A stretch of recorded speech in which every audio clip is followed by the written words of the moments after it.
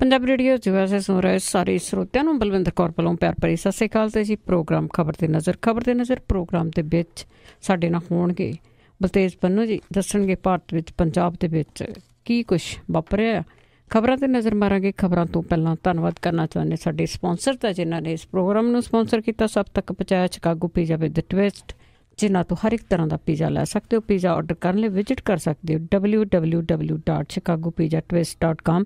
15% of ਲੈਣ ਲਈ code ਵਰਤ ਸਕਦੇ ਹੋ 1313।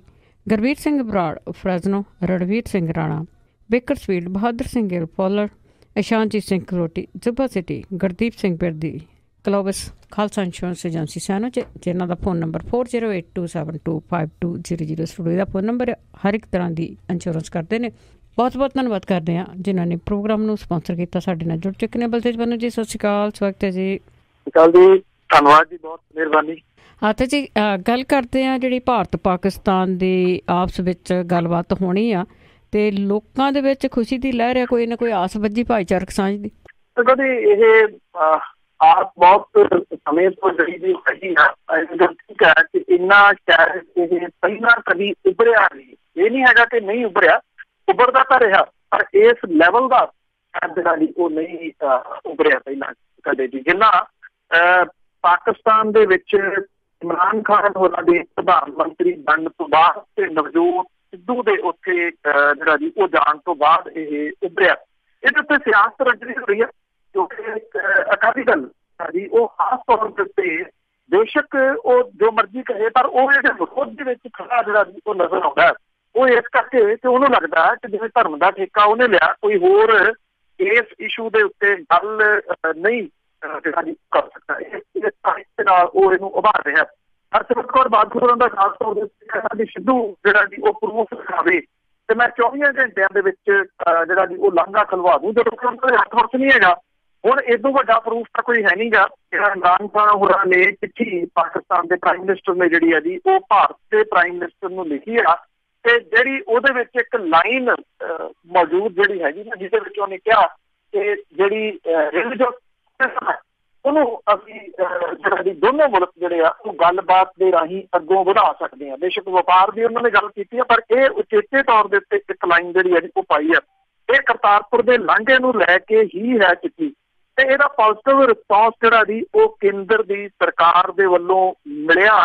ਤੇ ਉਹਨੇ ਇਹ ਗੱਲ ਕਹੀ ਹੈ ਕਿ ਇਸ ਇਸ਼ੂ ਦੇ ਉੱਤੇ ਭਾਰਤ ਪਾਕਿਸਤਾਨ ਦੇ ਜਿਹੜੇ ਦੋਨਾਂ ਮੁਲਕਾਂ ਦੇ ਵਿਦੇਸ਼ ਮੰਤਰਾਲਾ ਉਹ ਆਪਣੀ ਗੱਲਬਾਤ ਸ਼ੁਰੂ ਕਰਨਗੇ।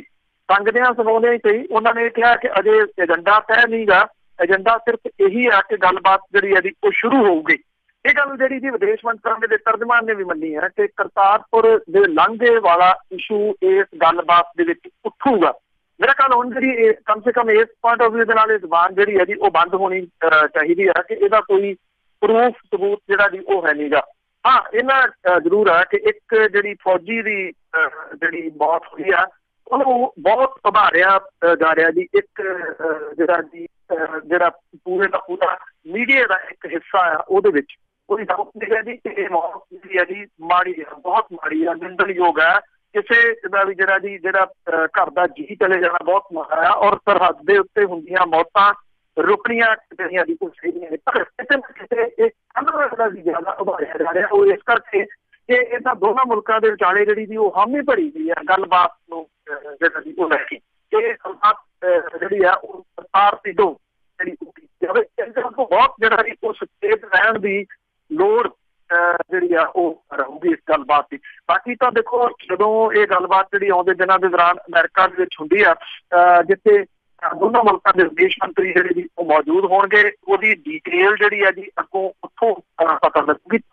ਇੱਕ ਆਸ ਜਿਹੜੀ ਰਾਸ ਦੇ ਵਿੱਚ ਜਿਹੜੀ ਆ ਜੀ ਉਹ ਕੀਤੀ ਜਾਂਦੀ ਆ, ਉਹਨੂੰ ਲੱਗਦਾ ਹੈ ਬੂਟ ਜਿਹੜਾ ਜੀ ਉਹ ਪੈ ਸਕਦਾ ਹੈ। ਤੇ ਕਰਤਾਰਪੁਰ ਦਾ ਲੰਘਾ ਗੁਰੂ ਨਾਨਕ ਸਾਹਿਬ ਦੇ 550 ਸਾਲਾਂ ਜਿਹੜਾ 2019 ਦੇ ਵਿੱਚ ਆਉਣਾ, ਉਹਦੇ ਦੌਰਾਨ ਇਹ ਲਾਂਘੇ ਨੂੰ ਖੋਲਣ ਦੇ ਵਾਸਤੇ ਜਿਹੜੀ ਕੋਸ਼ਿਸ਼ਾਂ ਹੋ ਸਕਦਾ।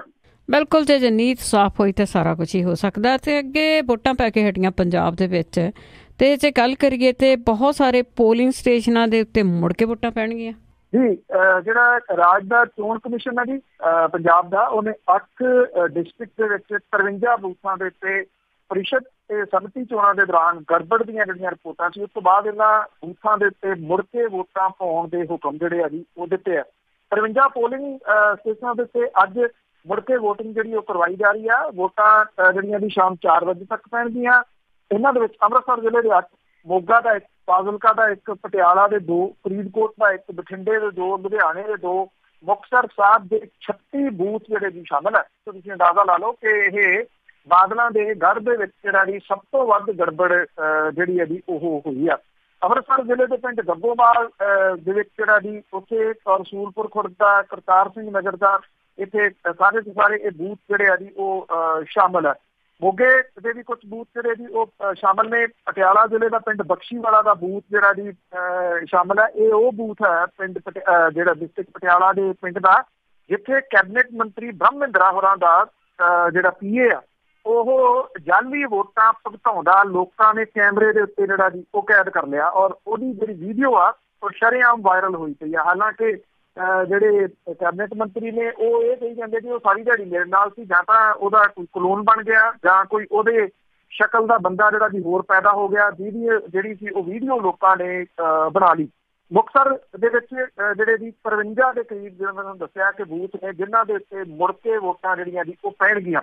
ਜੋ ਗੁੰਡਾਗਰਦੀ ਇਹਨਾਂ ਚੋਣਾਂ ਦੇ ਵਿੱਚ ਜਿਹੜੀ ਆ ਜੀ ਉਹ ਹੋਈ ਆ ਉਹ ਕਿਸੇ ਤੋਂ ਲੁਕੀ ਛਿਪੀ ਨਹੀਂ। ਖਾਸ ਤੌਰ ਦੇ ਉੱਤੇ ਸੋਸ਼ਲ ਮੀਡੀਆ ਦੇ ਉੱਤੇ ਜਿੰਨਾ ਜਲੂਸ ਜਿਹੜਾ ਜੀ ਉਹ ਨਿਕਲਿਆ, ਇੰਨਾ ਪਹਿਲਾਂ ਘੱਟ ਜਿਹੜਾ ਜੀ ਉਹ ਨਿਕਲਿਆ। ਕਾਂਗਰਸ ਦੇ ਜਿਹੜੇ ਆਗੂ ਨੇ ਜੀ ਉਹ ਇਹ ਕਹਿ ਰਹੇ ਆ ਕਿ ਜਦੋਂ 13 ਦੇ ਵਿੱਚ ਵੋਟਾਂ ਪਈਆਂ ਸੀਗੀਆਂ, ਤੁਸੀਂ ਉਦੋਂ ਦਾ ਰਿਕਾਰਡ ਕਢਾਓ। ਕਹਿੰਦੇ ਕਿ ਉਦੋਂ 7 ਕਤਲ ਹੋਏ ਸੀ ਇਹਨਾਂ ਵੋਟਾਂ ਦੇ ਵਿੱਚ, ਤੇ 125 ਦੇ ਕਰੀਬ ਬੰਦਾ ਜਿਹੜਾ ਜੀ ਉਹ ਜ਼ਖਮੀ ਹੋਇਆ ਸੀ। ਉਹ ਕਹਿੰਦੇ ਕੋਈ ਕਤਲ ਜਿਹੜਾ ਜੀ ਉਹ ਨਹੀਂ ਹੋਇਆ। ਦੇਖੋ ਇਹ ਗੱਲ ਤਾਂ ਕਲੀਅਰ ਹੈ ਕਿ ਬੂਥ ਜਿਹੜੇ ਆ ਉਹ ਕੈਪਚਰ ਕੀਤੇ ਗਏ ਆ, ਬੂਥ ਲੁੱਟੇ ਆ, ਉੱਥੇ ਵੋਟਾਂ ਜਿਹੜੀਆਂ ਜੀ ਉਹ ਪਾਈਆਂ ਗਈਆਂ ਨੇ। ਇਹ ਦਬਵੀਂ ਸੁਰ ਦੇ ਵਿੱਚ ਕਾਂਗਰਸੀ ਵੀ ਮੰਨਦੇ ਆ, ਜਿਹੜੇ ਕਹਿੰਦੇ ਕਿ 10 ਸਾਲ ਅਸੀਂ ਸੱਤਾ ਤੋਂ ਜਿਹੜਾ ਜੀ ਉਹ ਪਾਸੇ ਰਹੇ। ਕੀ ਲੈਣਾ ਦੇਣਾ ਇਹਨਾਂ ਜ਼ਿਲ੍ਹਾ ਪ੍ਰੀਸ਼ਦ ਦੀਆਂ ਚੋਣਾਂ ਦਾ, ਸੰਮਤੀ ਦੀਆਂ ਚੋਣਾਂ ਦਾ? ਮਹਿਜ਼ ਇੱਕ ਹਿੰਡ ਧੌਣ ਚ ਕਿੱਲਾ ਜਿਹੜੀ ਪਾਰਟੀ ਵੀ ਆ ਕੇ ਕਾਬਜ਼ ਹੋ ਜਾਂਦੀ ਆ ਸੱਤਾ ਦੇ ਉੱਤੇ, ਉਹਨੂੰ ਫਿਰ ਇਉਂ ਲੱਗਦਾ ਕਿ ਸਰਪੰਚ ਵੀ ਉਹਦੇ ਹੋਣਗੇ, ਨਿਗਮ ਵੀ ਉਹਦੇ ਹੋਣਗੇ, ਮਿਊਨਿਸਪੈਲਿਟੀਜ਼ ਉਹਦੀਆਂ ਹੋਣਗੀਆਂ, ਜ਼ਿਲ੍ਹਾ ਪ੍ਰੀਸ਼ਦ ਉਹਦੀਆਂ ਹੋਣਗੀਆਂ, ਬਲਾਕ ਸੰਮਤੀਆਂ ਉਹਦੀਆਂ ਜਿਹੜੀਆਂ ਹੋਣਗੀਆਂ, ਉਹ ਕਿਸੇ ਨੂੰ ਜਿਹੜਾ ਵੀ ਉੱਥੇ ਕਾਬਜ਼ ਨਹੀਂ ਹੋਣ ਦੇਣਾ ਚਾਹੁੰਦੇ। ਇਸ ਕਰਕੇ ਹੋਣਾ ਤਾਂ ਇਹ ਚਾਹੀਦਾ ਜੀ ਕਿ ਇਹ ਅਪੁਆਇੰਟ ਕਰ ਲਏ ਜਾਣ। ਕਾਹਦੇ ਵਾਸਤੇ ਲੋਕਾਂ ਨੂੰ ਜਿਹੜਾ ਜੀ ਦੁਸ਼ਮਣੀਆਂ ਇੰਨੀਆਂ ਜਿਹੜੀਆਂ ਜੀ ਉਹ ਪੈਦਾ ਹੋ ਗਈਆਂ ਲੋਕਾਂ ਦੇ ਵਿੱਚ। ਉਹੋ ਜਿਹੇ ਮੂਰਖ ਜਿਹੜੇ ਜੀ ਉਹ ਲੋਕ ਨੇ ਜਿਹੜੇ ਇਹਨਾਂ ਸਿਆਸੀ ਪਾਰਟੀਆਂ ਦੇ ਪਿੱਛੇ ਲੱਗ ਕੇ ਨਾ ਸਿਰਫ ਆਪਣੇ ਸਿਰ ਪੜਵਾਉਂਦੇ ਫਿਰਦੇ ਆ, ਬਲਕਿ ਆਪਣੀ ਜਾਨ ਵੀ ਜੋਖਮ ਚ ਪਾਈ ਫਿਰਦੇ ਆ। ਬਿਲਕੁਲ ਜੀ, ਸਮਝ ਨਹੀਂ ਆਉਂਦੀ ਕਿ ਲੋਕ ਕਦੋਂ ਇਹਨਾਂ ਚੀਜ਼ਾਂ ਨੂੰ ਸਮਝਣਗੇ। ਤਾਂ ਅੱਗੇ ਮਾਲਵਾ ਖੇਤਰ ਦੀ ਜੇ ਗੱਲ ਕਰੀਏ ਇਹਨਾਂ ਇਲੈਕਸ਼ਨਾਂ ਨੂੰ ਲੈ ਕੇ, ਤੇ 250 ਲੋਕਾਂ ਤੇ ਪਰਚੇ ਦਰਜ। ਬਿਲਕੁਲ ਜੀ, ਹੁਣ ਇਹ ਭੁਗਤਣੇ ਪੈਣੇ ਆ ਜੀ। ਇਹ ਬਿਲਕੁਲ ਇਹਦਾ ਦੂਜਾ ਪੱਖ ਹੈ। ਕਿੰਨੀਆਂ ਕੁ ਸਿਆਸੀ ਪਾਰਟੀਆਂ ਉਹਨਾਂ ਦੇ ਵਾਸਤੇ ਜਿਹੜੀਆਂ ਦੀ ਉਹ ਖੜਾਉਣਗੀਆਂ। ਪੰਜਾਬ ਪੁਲਿਸ ਨੇ ਮਾਲਵਾ ਖਿੱਤੇ ਦੇ ਵਿੱਚ ਚੋਣ ਹਿੰਸਾ ਦੇ ਵਿੱਚ 250 ਦੇ ਕਰੀਬ ਲੋਕਾਂ ਦੇ ਖਿਲਾਫ ਕੇਸ ਦਰਜ ਕੀਤੇ ਆ। ਇਹਦੇ ਵਿੱਚ ਸੁਖਬੀਰ ਸਿੰਘ ਬਾਦਲ, ਗਿੱਦੜਬਾਹਾ ਹਲਕਾ ਦਾ ਇੰਚਾਰਜ ਹਰਦੀਪ ਸਿੰਘ ਢਿੱਲੋਂ ਉਰਫ ਡਿੰਪੀ ਢਿੱਲੋਂ, ਇਹ ਬੱਸਾਂ ਵਾਲਾ ਜਿਹੜਾ ਜੀ ਉਹਨੂੰ ਤਾਂ ਅਰੈਸਟ ਵੀ ਜਿਹੜਾ ਜੀ ਉਹ ਕੀਤਾ ਗਿਆ, ਔਰ 14 ਦਿਨਾਂ ਦੀ ਵਾਸਤੇ ਉਹਨੂੰ ਜੁਡੀਸ਼ੀਅਲ ਕਸਟਡੀ ਦੇ ਵਿੱਚ ਜੇਲ੍ਹ ਜਿਹੜਾ ਜੀ ਉਹ ਭੇਜ ਦਿੱਤਾ ਗਿਆ। ਹਰਦੀਪ ਢਿੱਲੋਂ, ਡਿੰਪੀ ਢਿੱਲੋਂ ਤੇ ਉਹਦਾ ਭਰਾ ਸਨੀ ਢਿੱਲੋਂ, ਉਹਦੇ PA ਜਗਤਾਰ ਸਿੰਘ ਖਿਲਾਫ ਜਿਹੜਾ ਸੀਗਾ ਜੀ ਪ੍ਰੈਜ਼ਾਈਡਿੰਗ ਆਫਿਸਰ ਦੇ ਬਿਆਨਾਂ ਦੇ ਉੱਤੇ ਸਰਕਾਰੀ ਡਿਊਟੀ ਦੇ ਵਿੱਚ ਵਿਘਨ ਪਾਉਣ ਤੇ ਬੂਥਾਂ ਦੀ ਭੰਨ ਤੋੜ ਦੇ ਦੋਸ਼ ਦੇ ਹੇਠ ਕੇਸ ਜਿਹੜਾ ਜੀ ਉਹ ਦਰਜ ਕੀਤਾ ਗਿਆ। ਬਠਿੰਡਾ ਰੇਂਜ ਤੇ ਫਿਰੋਜ਼ਪੁਰ ਰੇਂਜ ਦੇ ਵਿੱਚ ਪੈਂਦੇ ਥਾਣਿਆਂ ਦੇ ਵਿੱਚ 17 ਕੇਸ ਜਿਹੜੇ ਆ ਜੀ ਉਹ ਦਰਜ ਕੀਤੇ ਗਏ ਆ।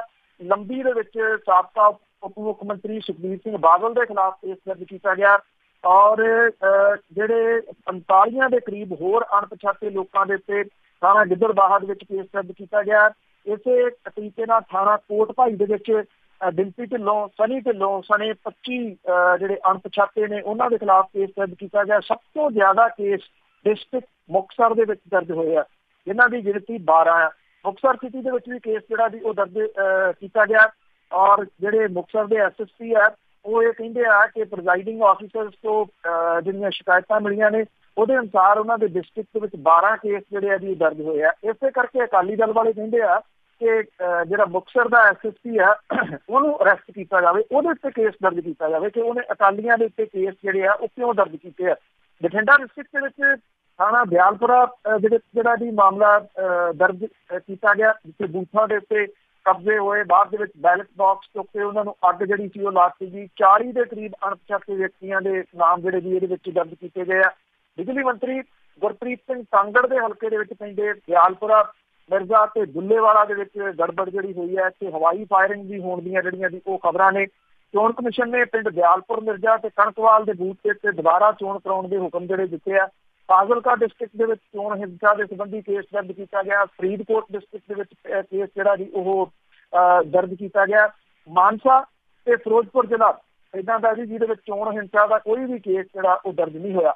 ਜ਼ਿਲ੍ਹਾ ਮੋਗਾ ਦੇ ਵਿੱਚ 2 ਕੇਸ ਜਿਹੜੇ ਆ ਜੀ ਉਹ ਦਰਜ ਕੀਤੇ ਗਏ ਆ। ਸੋ ਇਹ ਥਾਂ ਦੇ ਉੱਤੇ ਦਰਜ ਕੀਤੇ ਗਏ ਕੇਸ ਦੇ ਵਿੱਚ ਪੌਣੇ 200 ਦੇ ਕਰੀਬ ਲੋਕ ਜਿਹੜੇ ਆ ਉਹ ਨਾਮਜ਼ਦ ਕੀਤੇ ਗਏ ਆ। ਇਹਨਾਂ ਦੇ ਉੱਤੇ ਬੂਥਾਂ ਨੂੰ ਲੁੱਟਣ, ਪ੍ਰੈਜ਼ਾਈਡਿੰਗ ਆਫਿਸਰ ਜਿਹੜੇ ਨੇ ਜੀ ਉਹਨਾਂ ਨੂੰ ਉਹਨਾਂ ਦੀ ਡਿਊਟੀ ਤੋਂ ਰੋਕਣ ਦੇ ਗੰਭੀਰ ਚਾਰਜਸ ਜਿਹੜੇ ਆ ਜੀ ਉਹ ਲਾਏ ਗਏ ਆ। ਹੁਣ ਜਿਹੜਾ ਜੀ ਇਹ ਸਮਾਂ ਦੱਸੂਗਾ ਕਿ ਇਹਨਾਂ ਦੇ ਪਿੱਛੇ ਇਹ ਪਾਰਟੀਆਂ ਕਿੰਨਾ ਖੜਦੀਆਂ ਨੇ ਜੀ। ਬਿਲਕੁਲ ਜੀ, ਆਪ ਹੀ ਭੁਗਤਣਗੇ ਜੀ। ਆ ਕੇ ਆਪਾਂ ਗੱਲ ਕਰਦੇ ਹਾਂ ਜੀ, ਅਮਰੀਕਾ ਨੇ ਇੱਕ ਵਾਰੀ ਨਾ ਸਟਰਾਈਕ ਕੀਤੀ ਸੀ ਪਾਕਿਸਤਾਨ ਦੇ ਵਿੱਚ ਅਸਾਮਾ ਬਿਨ ਲਾਦਨ ਵੇਲੇ। ਅਸੀਂ ਉਸ ਤੋਂ ਬਾਅਦ ਕਦੀ ਸੁਣਿਆ ਨਹੀਂ ਉਹ ਕਦੋਂ ਹੋਈ ਸੀ, ਕਿੱਦਾਂ ਹੋਈ ਸੀ। ਪਰ ਕੇਂਦਰ ਨੇ ਯੂਨੀਵਰਸਿਟੀਆਂ ਨੂੰ ਸਰਜੀਕਲ ਸਟਰਾਈਕ ਡੇ ਮਨਾਉਣ ਦੀਆਂ ਹਦਾਇਤਾਂ ਦਿੱਤੀਆਂ। ਕੀ ਕਰ ਲਿਆ ਸੀ ਉਦੋਂ ਇਹਨਾਂ ਨੇ? ਬਿਲਕੁਲ ਜੀ, ਉਹ ਤਾਂ ਗੱਲ ਦਮ ਕੇ ਹੀ ਰਹਿ ਗਈ ਨਾ। ਅਨਲੈਸ ਜਿਹੜੇ ਇੱਕ ਉਹਦੇ ਵਿੱਚ ਸ਼ਾਮਲ ਜਿਹੜੇ ਸੀ ਉਹਨਾਂ ਦੀ ਜਿਹੜੀ ਕਿਤਾਬ ਸੀ ਉਹਦੇ ਤੋਂ ਬਿਨਾਂ, ਕਿਉਂਕਿ ਕੁਛ ਵੀ ਬਾਹਰ ਨਹੀਂ ਸੀ ਆਉਣ ਦਿੱਤਾ ਜੀ। ਇੱਥੇ ਉਲਟਾ ਇਹ ਤੁਸੀਂ ਦੇਖੋ, ਇਹਨੂੰ ਬਣਾਉਣ ਦੇ ਵਾਸਤੇ ਇਹ ਕਹਿ ਲਓ ਕਿ ਯੂਨੀਵਰਸਿਟੀ ਗ੍ਰਾਂਟ ਕਮਿਸ਼ਨ ਨੇ ਯੂਨੀਵਰਸਿਟੀਜ਼ ਨੂੰ 29 ਸਤੰਬਰ ਨੂੰ ਸਰਜੀਕਲ ਸਟਰਾਈਕ ਡੇ ਵਜੋਂ ਮਨਾਉਣ ਦੀਆਂ ਹਦਾਇਤਾਂ ਜਿਹੜੀਆਂ ਜੀ ਉਹ ਜਾਰੀ ਕੀਤੀਆਂ ਨੇ। ਔਰ ਇਹ ਜਿਹੜਾ ਯੂਨੀਵਰਸਿਟੀ ਗ੍ਰਾਂਟ ਕਮਿਸ਼ਨ ਹੈ ਉਹਦੇ ਵੱਲੋਂ ਜਾਰੀ ਕੀਤੀਆਂ ਗਈਆਂ ਹਦਾਇਤਾਂ ਦੇ ਅਨੁਸਾਰ 29 ਸਤੰਬਰ ਨੂੰ ਹਥਿਆਰਬੰਦ ਸੈਨਾਵਾਂ ਦੀਆਂ ਕੁਰਬਾਨੀਆਂ ਦਾ ਗੁਣਗਾਨ ਕੀਤਾ ਜਾਵੇ, ਵਿਸ਼ੇਸ਼ ਪਰੇਡ ਕੀਤੀ ਜਾਵੇ, ਪ੍ਰਦਰਸ਼ਨੀਆਂ ਜਾਣ ਤੇ ਭਾਰਤੀ ਸੈਨਾਵਾਂ ਦੇ ਹੱਕ ਦੇ ਵਿੱਚ ਵਿਸ਼ੇਸ਼ ਵਧਾਈ ਕਾਰਡ ਭੇਜਣ ਲਈ ਹਦਾਇਤਾਂ ਦਿੱਤੀਆਂ ਗਈਆਂ ਨੇ। ਯੂਨੀਵਰਸਿਟੀ ਗ੍ਰਾਂਟਸ ਕਮਿਸ਼ਨ ਨੇ ਸਾਰੀਆਂ ਯੂਨੀਵਰਸਿਟੀਆਂ ਦੇ ਵਾਈਸ ਚਾਂਸਲਰ ਜਿਹੜੇ ਨੇ ਉਹਨਾਂ ਨੂੰ ਜਾਰੀ ਕੀਤੀਆਂ ਗਈਆਂ ਹਦਾਇਤਾਂ ਦੇ ਵਿੱਚ ਕਿਹਾ ਗਿਆ ਕਿ 29 ਸਤੰਬਰ ਨੂੰ MCC ਯੂਨਿਟਾਂ ਦੀ ਵਿਸ਼ੇਸ਼ ਪਰੇਡ ਜਿਹੜੀ ਹੈ ਜੀ ਉਹ ਕਰਵਾਈ ਜਾਵੇ ਤੇ MCC ਕਮਾਂਡਰ ਜਿਹੜੇ ਸਟੂਡੈਂਟਸ ਨੇ ਉਹਨਾਂ ਨੂੰ ਸਰਹੱਦਾਂ ਦੀ ਸੁਰੱਖਿਆ ਸੰਬੰਧੀ ਜਵਾਨਾਂ ਨੂੰ ਆਉਂਦੀਆਂ ਦਿੱਕਤਾਂ ਤੋਂ ਜਾਣੂ ਜਿਹੜਾ ਜੀ ਉਹ ਕਰਵਾਇਆ ਜਾਵੇ। ਸਾਬਕਾ ਫੌਜੀਆਂ ਨੂੰ ਇਸ ਵਿਸ਼ੇਸ਼ ਦਿਨ ਦੇ ਉੱਤੇ ਇਹਨਾਂ ਸਮਾਗਮਾਂ ਦੇ ਵਿੱਚ ਜਿਹੜਾ ਜੀ ਉਹ ਬੁਲਾਇਆ ਜਾਣ ਦੀਆਂ ਹਦਾਇਤਾਂ ਵੀ ਦਿੱਤੀਆਂ ਗਈਆਂ ਨੇ। ਇਹ ਵੀ ਜਾਣਕਾਰੀ ਦਿੱਤੀ ਗਈ ਹੈ ਜੀ ਕਿ 29 ਸਤੰਬਰ ਨੂੰ ਇੰਡੀਆ ਗੇਟ ਦੇ ਵਿੱਚ ਇੱਕ ਮਲਟੀਮੀਡੀਆ ਜਿਹੜੀ ਹੈ ਜੀ ਐਗਜ਼ੀਬਿਸ਼ਨ ਲਾਈ ਜਾ ਰਹੀ ਹੈ। ਇਹਦੇ ਵਿੱਚ ਇਸ ਤਰ੍ਹਾਂ ਦੀਆਂ ਜਿਹੜੀਆਂ ਐਗਜ਼ੀਬਿਸ਼ਨ ਨੇ ਉਹ ਹੋਰ ਸ਼ਹਿਰਾਂ ਦੇ ਵਿੱਚ ਵੀ ਲਾਈਆਂ ਜਾਣਗੀਆਂ। ਸਟੂਡੈਂਟ ਤੇ ਜਿਹੜੇ ਟੀਚਰ ਨੇ ਉਹਨਾਂ ਨੂੰ ਇਹਦੇ ਵਿੱਚ ਸ਼ਾਮਲ ਹੋਣ ਦੇ ਵਾਸਤੇ ਜਿਹੜਾ ਜੀ ਉਹ ਕਿਹਾ ਗਿਆ। 29 ਸਤੰਬਰ ਨੂੰ ਪਾਕਿਸਤਾਨ ਦੀ ਧਰਤੀ ਦੇ ਉੱਤੇ ਜਿਹੜਾ ਸੀਗਾ ਜੀ ਅੱਤਵਾਦੀਆਂ ਦੇ ਭਾਰਤ ਦੇ ਵਿੱਚ ਦਾਖਲ ਹੋਣ ਦੇ 7 ਟਿਕਾਣੇ ਤਬਾਹ ਜਿਹੜੇ ਜੀ ਉਹ ਕੀਤੇ ਗਏ ਸੀਗੇ। ਇਹਦੇ ਦੌਰਾਨ ਜਿਹੜੇ ਭਾਰਤੀ ਜਵਾਨ ਸੀ ਉਹਨਾਂ ਦੇ ਵੱਲੋਂ ਕੀਤੀ ਗਈ ਇਸ ਕਾਰਵਾਈ ਦੇ ਵਿੱਚ ਵੱਡੇ ਤਾਦਾਦ ਦੇ ਵਿੱਚ ਭਾਰਤ ਦੇ ਵਿੱਚ ਦਾਖਲ ਹੋਣ ਦੀ ਤਾਕਤ ਦੇ ਵਿੱਚ ਤਿਆਰ ਬੈਠੇ ਅੱਤਵਾਦੀ ਮਾਰੇ ਗਏ ਸੀ। ਜਦੋਂ ਇਹ ਸਰਜੀਕਲ ਸਟਰਾਈਕ ਹੋਈ ਸੀ ਤਾਂ ਉਦੋਂ ਬੜਾ ਇਸ਼ੂ ਜਿਹੜਾ ਜੀ ਇੱਥੇ ਮੁਲਕ ਦੇ ਵਿੱਚ ਭਖਿਆ ਸੀਗਾ ਕਿ ਇਸ ਸਰਜੀਕਲ ਸਟਰਾਈਕ ਦੀ ਡਿਟੇਲ ਜਿਹੜੀ ਹੈ ਜੀ ਉਹ ਦਿੱਤੀ ਜਾਵੇ। ਉਦੋਂ ਮੈਨੂੰ ਯਾਦ ਆ ਕਿ ਇਹ ਗੱਲ ਆਖੀ ਗਈ ਸੀ ਕਿ ਇਹ ਇਸ ਤਰ੍ਹਾਂ ਦੇ ਇਸ਼ੂ ਨੇ ਜਿਨ੍ਹਾਂ ਨੂੰ ਜਨਤਕ ਨਹੀਂ ਕੀਤਾ ਜਾ ਸਕਦਾ ਔਰ ਇਹ ਕੁਝ ਖੁਫੀਆ ਪ੍ਰੋਗਰਾਮ ਹੁੰਦੇ ਆ ਜਿਹੜੇ ਮੁਲਕ ਦੇ ਕਹਿੰਦੇ ਜੀ ਉਹ ਕੀਤੇ ਜਾਂਦੇ। ਉਦੋਂ ਇਹ ਗੱਲ ਬੜੀ ਉਭਾਈ ਗਈ ਸੀ। ਹੁਣ ਇਹ ਖੁਫੀਆ ਨਾ ਰਹਿ ਕੇ ਇਹਨਾਂ ਨੂੰ ਜਨਤਕ ਜਿਹੜਾ ਜੀ ਉਹ ਕੀਤਾ ਜਾ ਰਿਹਾ ਔਰ ਯੂਨੀਵਰਸਿਟੀਜ਼ ਜਿਹੜੀਆਂ ਨੇ ਉਹਨਾਂ ਦੇ ਵਾਈਸ ਚਾਂਸਲਰ ਨੂੰ ਇਹ ਲਿਖਿਆ ਜਾ ਰਿਹਾ ਕਿ ਵੱਧ ਤੋਂ ਵੱਧ ਇਸ ਦਿਨ ਨੂੰ ਜਿਹੜਾ ਜੀ ਉਹ ਤੁਸੀਂ ਮਨਾਓ। ਕਿਉਂ? ਕਿਉਂਕਿ 2019 ਦੇ ਵਿੱਚ ਚੋਣਾਂ ਆ ਰਹੀਆਂ ਨੇ ਤੇ ਉਹ ਮੁੱਦੇ ਤਾਂ ਜਿਹੜੇ ਆ ਜੀ ਉਹ ਹੈ ਨਹੀਂ ਕਿ ਸਰਕਾਰ ਦੇ ਕੋਲੇ ਦੱਸਣ ਦੇ ਵਾਸਤੇ ਕਿ ਕੀ ਕੁਛ ਹੋਇਆ। ਗੰਗਾ ਕਿੰਨੀ ਜਿਹੜੀ ਜੀ ਉਹ ਕਲੀਨ ਹੋ ਗਈ, 15-15 ਲੱਖ ਰੁਪਈਆ ਲੋਕਾਂ ਦੇ ਖਾਤਿਆਂ ਦੇ ਵਿੱਚ ਜਿਹੜਾ ਜੀ ਉਹ ਨਹੀਂ ਆਇਆ। ਬੁਲਟ ਟ੍ਰੇਨ ਜਿਹੜੀ ਚਲਾਈ ਆ ਉਹਦੀ ਕਿੰਨੀ ਟਿਕਟ ਆ, ਕਿੰਨੇ ਸਮੇਂ ਦੇ ਵਿੱਚ ਜਿਹੜੀ ਹੈ ਜੀ ਉਹ ਅਹਿਮਦਾਬਾਦ ਪਹੁੰਚ ਜਾਂਦੀ ਆ, ਜਾਂ ਜਿਹੜੇ ਬਾਕੀ ਵਾਅਦੇ ਕੀਤੇ ਗਏ ਸੀ, ਜਿਹੜੇ ਜੁਮਲੇ ਛੱਡੇ ਗਏ ਸੀਗੇ ਉਹਨਾਂ ਵਿੱਚੋਂ ਕੁਝ ਵੀ ਨਹੀਂ ਹੋਇਆ ਜੀ।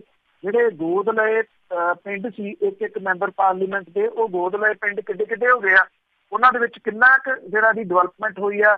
ਜਿਹੜੀਆਂ ਇੱਥੇ ਬਣਾਈਆਂ ਜਾ ਰਹੀਆਂ ਸੀ ਸਮਾਰਟ ਸਿਟੀ, ਉਹਨਾਂ ਦੇ ਵਿੱਚੋਂ ਕਿੰਨੀਆਂ ਸਮਾਰਟ ਸਿਟੀ ਨੇ ਜਿਹੜੀਆਂ ਹੁਣ ਤੱਕ ਹੋਂਦ ਦੇ ਵਿੱਚ ਆ ਗਈਆਂ। ਲੁਧਿਆਣੇ ਦੇ ਵਿੱਚੋਂ ਲੰਘੋ ਤਾਂ ਅਜੇ ਅੰਡਰ ਕੰਸਟਰਕਸ਼ਨ ਪਿਆ ਇੱਕ ਜਿਹੜਾ ਫਲਾਈਓਵਰ ਹੈ, ਉਹਦੇ ਜਿਹੜੇ ਪਿੱਲਰ ਆ ਉਹਨਾਂ ਨੂੰ ਰੰਗ ਕਰਕੇ ਉਹਦੇ ਉੱਤੇ ਲਿਖ ਦਿੱਤਾ ਗਿਆ ਕਿ ਸਮਾਰਟ ਸਿਟੀ ਦੇ ਵਿੱਚ ਤੁਹਾਡਾ ਸਵਾਗਤ ਹੈ। ਉਹ ਪਿੱਲਰਾਂ ਨੂੰ ਰੰਗ ਕਰਨਾ ਤੇ ਉਹਦੇ ਉੱਤੇ ਲਿਖਣਾ ਜਿਹੜਾ ਜੀ ਉਹ ਬਸ ਉੱਥੋਂ ਤੱਕ ਸੀਮਤ ਰਹਿ ਗਿਆ ਉਹ ਸਮਾਰਟ ਸਿਟੀ। ਉਦੋਂ ਬਾਅਦ ਜਿਹੜਾ ਜੀ ਉਹ ਨਹੀਂ ਲੰਘਿਆ। ਜਦੋਂ ਦੱਸਣ ਲਈ ਕੁਛ ਨਾ ਹੋਵੇ ਫਿਰ ਏਦਾਂ ਦੀਆਂ ਚੀਜ਼ਾਂ ਜਿਹੜੀਆਂ ਜੀ ਉਹ ਕੱਢੀਆਂ ਜਾਂਦੀਆਂ। ਬਿਲਕੁਲ ਜੀ, ਬੜੀ ਹੈਰਾਨਗੀ ਵਾਲੀ ਗੱਲ ਹੈ ਵੈਸੇ। ਤੇ ਅੱਗੇ ਆਪਾਂ ਸੁਨਾਮ ਦੀ ਗੱਲ ਕਰਦੇ ਹਾਂ ਕਿ ਉੱਥੇ ਆਮ ਆਦਮੀ ਪਾਰਟੀ ਤੇ ਕਾਂਗਰਸ ਦੀ ਖਹਿਬਾਜ਼ੀ ਆ ਜਿਹੜੀ ਦੂਸ਼ਣਬਾਜ਼ੀ ਦੇ ਵਿੱਚ ਬਦਲੀ। ਬਿਲਕੁਲ ਜੀ, ਇਹ ਕਈ ਵਾਰੀ ਪਰਿਵਾਰਕ ਲੈਵਲ ਦੇ ਉੱਤੇ ਵੀ ਜਿਹੜੀ ਹੈ ਉਹ ਚਲੇ ਜਾਂਦੀ ਆ।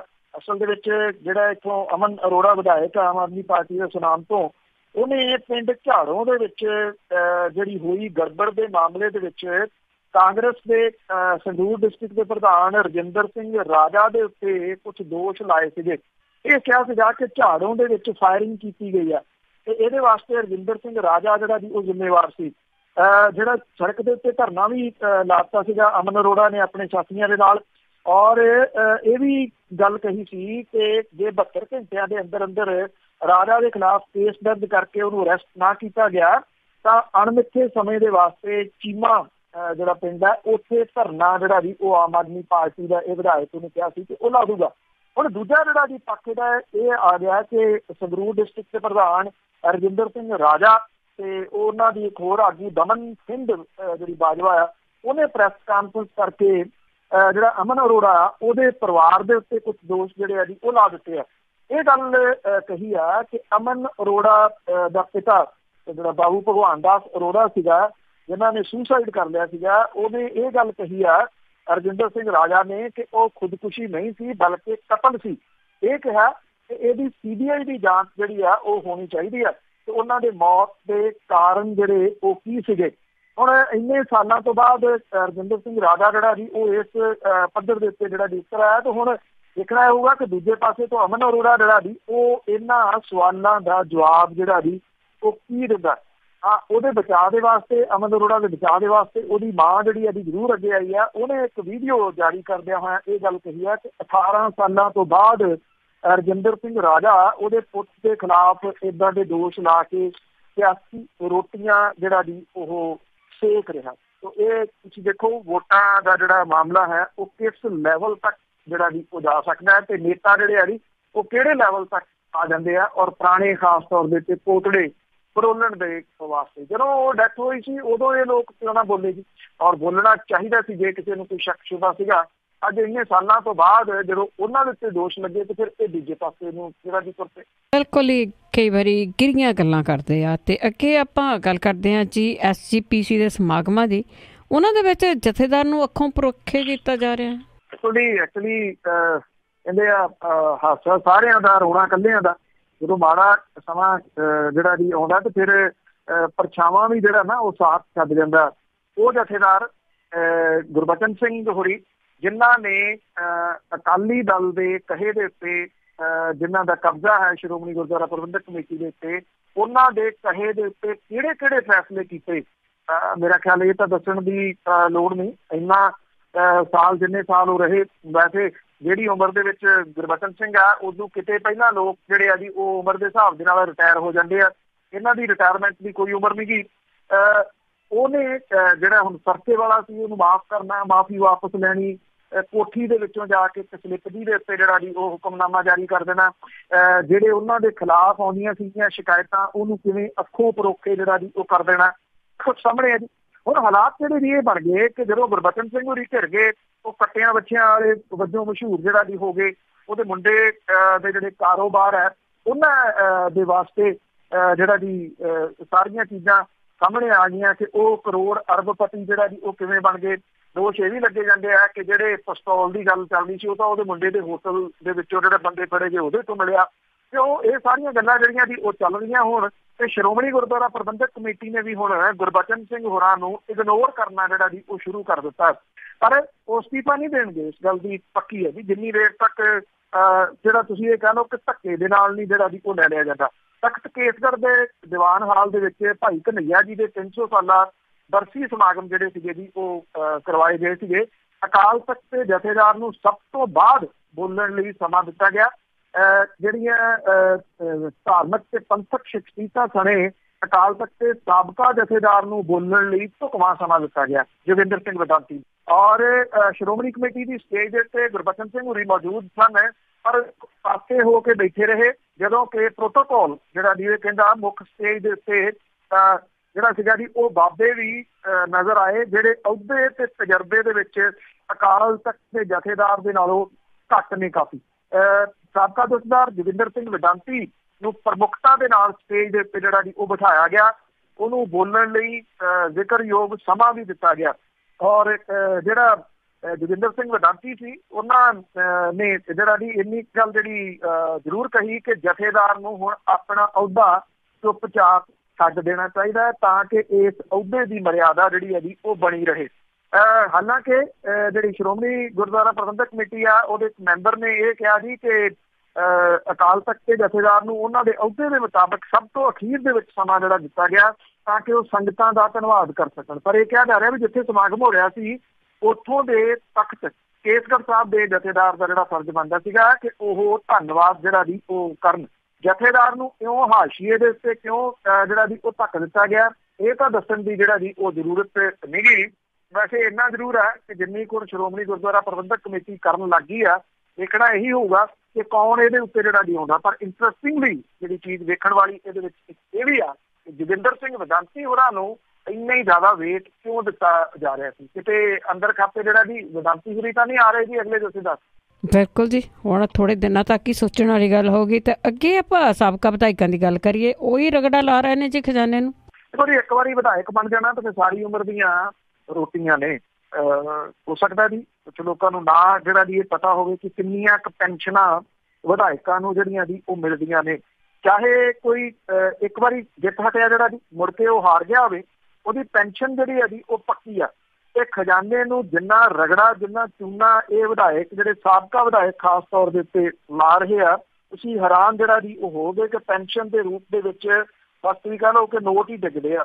ਪੰਜਾਬ ਦੇ ਜਿਹੜੇ ਬਜ਼ੁਰਗ ਆ ਉਹਨਾਂ ਨੂੰ 500 ਰੁਪਈਏ ਬੁਢਾਪਾ ਪੈਨਸ਼ਨ ਜਿਹੜੀ ਹੈ ਜੀ ਉਹ ਮਿਲਦੀ ਆ, 500 ਰੁਪਈਆ ਮਹੀਨੇ ਦਾ ਸਿਰਫ। ਸਾਬਕਾ ਵਿਧਾਇਕ ਜਿਹੜੇ ਨੇ ਜੀ ਉਹਨਾਂ ਦੇ ਵਾਰੇ ਨਿਆਰੇ ਆ ਜੀ। ਇਹ ਲਾਟਰੀ ਉਹਨਾਂ ਦੀ ਜਿਹੜੀ ਹੈ ਜੀ ਉਹ ਲੱਗੀ ਹੋਈ ਆ। ਬਤੌਰ ਸਾਬਕਾ ਵਿਧਾਇਕ ਜਿਹੜਾ ਕਿੰਨੇ ਪੈਸੇ ਮਿਲਦੇ ਹੋ ਸਕਦੇ ਆ ਜੀ? 75,000 ਰੁਪਈਏ ਤੋਂ ਉੱਤੇ ਪੈਨਸ਼ਨ ਮਿਲਦੀ ਆ।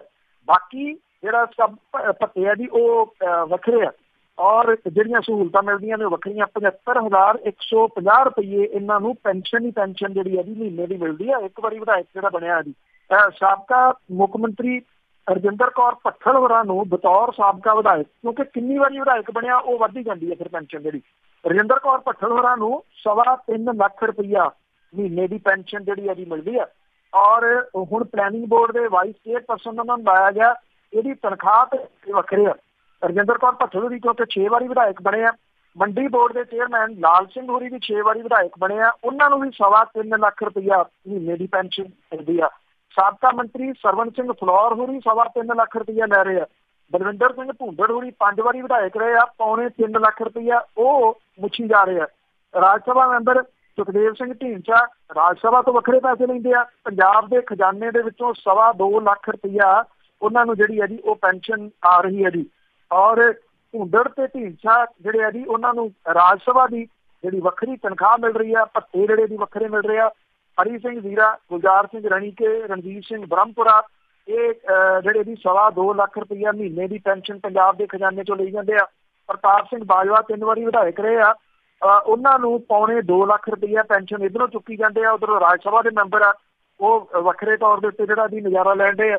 ਤੋ ਜਿਹੜੇ ਵਿਧਾਇਕ ਇੱਕ ਵਾਰੀ ਵੀ ਜਿਹੜਾ MP ਵੀ ਰਹਿ ਜਾਂਦੇ ਆ ਉਹਨਾਂ ਨੂੰ ਡਬਲ ਗੱਫਾ ਮਿਲਦਾ। ਪੰਜਾਬ ਦੇ 9 ਸਾਬਕਾ ਵਿਧਾਇਕ ਇੱਦਾਂ ਦੇ ਆ ਜਿਹੜੇ ਲੋਕ ਸਭਾ ਤੇ ਰਾਜ ਸਭਾ ਤੋਂ ਵੀ ਪੈਨਸ਼ਨਾਂ ਲੈ ਰਹੇ ਆ।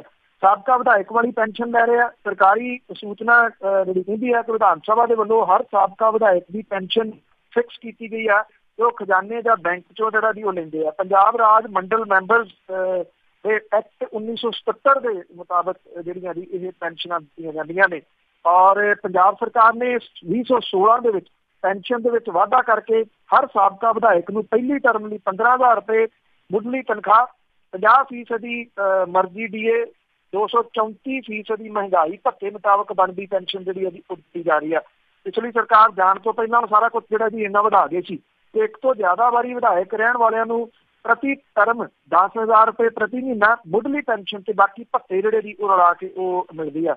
2 ਵਾਰੀ ਵਿਧਾਇਕ ਬਣਨ ਵਾਲਾ ਜਿਹੜਾ ਬੰਦਾ ਜੀ 2.25 ਲੱਖ ਰੁਪਏ, 3 ਵਾਰੀ ਵਿਧਾਇਕ ਬਣਨ ਵਾਲਾ 2.25 ਲੱਖ ਰੁਪਏ ਪ੍ਰਤੀ ਮਹੀਨਾ ਪੈਨਸ਼ਨ ਦਾ ਹੱਕਦਾਰ ਹੈ ਜੀ। 4 ਵਾਰੀ ਜਿਹੜਾ ਦੀ ਉਹ 2.25 ਲੱਖ, 5 ਵਾਰੀ ਨੂੰ 2.25 ਲੱਖ, 6 ਵਾਰੀ ਨੂੰ 3.25 ਲੱਖ ਤੇ 7 ਵਾਰੀ ਨੂੰ 4.25 ਲੱਖ ਤੇ 8 ਵਾਰੀ ਨੂੰ 4.25 ਲੱਖ ਰੁਪਈਆ। 9 ਵਾਰੀ ਵਿਧਾਇਕ ਬਣਨ ਵਾਲੇ ਨੇਤਾ ਨੂੰ 5.25 ਲੱਖ ਰੁਪਈਆ ਪੈਨਸ਼ਨ ਮਿਲਦੀ ਹੈ।